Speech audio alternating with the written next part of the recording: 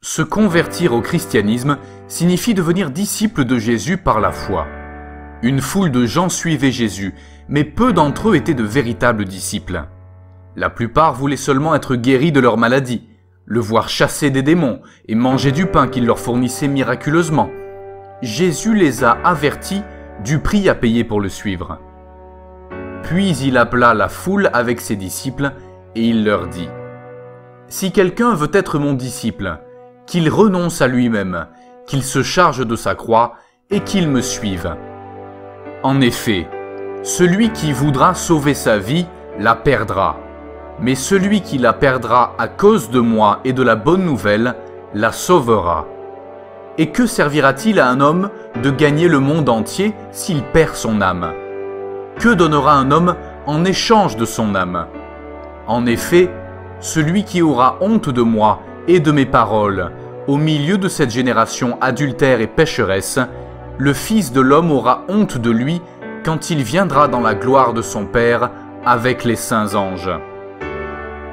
Suivrez-vous les désirs de votre propre chair, ou renoncerez-vous à vous-même pour suivre Jésus ?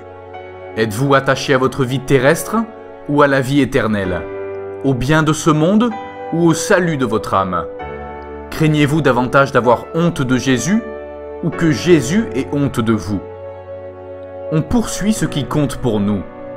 Vous allez au travail et travaillez dur parce que vous attachez davantage d'importance à la récompense d'un salaire qu'au plaisir éphémère d'une journée passée à la maison devant la télévision.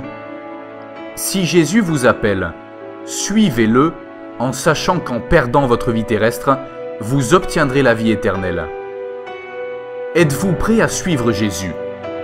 Vous devez d'abord calculer le prix à payer. Suivre Jésus vous coûte votre vie. Jésus a dit que vous deviez renoncer à vous-même et porter votre croix.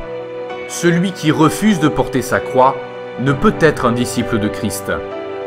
Suivre Jésus peut vous coûter votre famille et vos amis. Jésus a dit qu'il est venu apporter la division entre ses disciples et leurs familles, leurs amis et le monde. Celui qui ne hait pas sa famille, c'est-à-dire qui la préfère à Jésus, n'est pas digne de Christ. Suivre Jésus peut vous coûter vos biens. Jésus a dit à un homme riche qui pensait fièrement qu'il était assez bon pour aller au ciel : « Si tu veux être parfait, va vendre ce que tu possèdes, donne-le aux pauvres, et tu auras un trésor dans le ciel. Puis viens et suis-moi. » Malheureusement, cet homme était davantage attaché à ses richesses qu'à Jésus. Suivre Jésus peut vous valoir la persécution. Les chrétiens doivent s'attendre à la souffrance, qui est normale pour qui appartient à l'homme de douleur. Jésus a même qualifié les persécutés d'heureux et ajouté : « Réjouissez-vous et soyez dans l'allégresse, parce que votre récompense sera grande au ciel. » De tout temps, le peuple de Dieu a été persécuté. Les prophètes de l'Ancien Testament ont été insultés, torturés et tués. L'histoire nous apprend que 10 disciples de Jésus ont été exécutés pour avoir prêché Christ. D'après la tradition, Pierre a insisté pour être crucifié la tête vers le bas parce qu'il s'estimait indigne de mourir de la même manière que son Seigneur.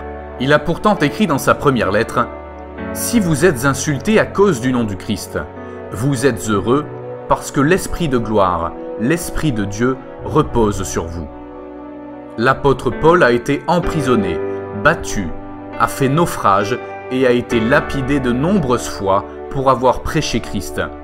Mais il considérait ses souffrances comme indignes d'être comparées à la récompense dont il savait qu'elle l'attendait au paradis. Suivre Jésus n'implique pas forcément de perdre vos biens, votre famille, vos amis et votre vie. Mais êtes-vous prêt à payer le prix si cela arrivait ? Bien que le prix à payer pour être disciple paraisse élevé, la persécution implique une récompense terrestre aussi bien que céleste. Le Seigneur est présent aux côtés de ceux qui croient en lui, même dans la persécution. Il connaît leurs limites et leur fait grâce. La récompense dépasse largement le prix à payer pour suivre Jésus. Jésus a souffert et est mort sur la croix pour prendre sur lui la punition des péchés de ceux qui croient en lui. La foi en le Seigneur Jésus est le seul moyen d'être pardonné et d'avoir la vie éternelle. Bien que la persécution n'ajoute rien à l'œuvre parfaite de Christ pour le salut d'un croyant, un véritable croyant doit suivre Jésus à travers la souffrance. De fait, c'est à cela que vous avez été appelés, parce que Christ aussi a souffert pour nous, vous laissant un exemple afin que vous suiviez ses traces. Lui qui n'a pas commis de péché, et dans la bouche duquel on n'a pas trouvé de tromperie, lui qui insultait ne rendait pas l'insulte, maltraité ne faisait pas de menaces, mais s'en remettait à celui qui juge justement, lui qui a lui-même porté nos péchés dans son corps à la croix, afin que, libérés du péché, nous vivions pour la justice. C'est par ces blessures que vous avez été guéris. Vous étiez en effet comme des brebis égarées, mais maintenant vous êtes retournés vers le berger et le protecteur de votre âme.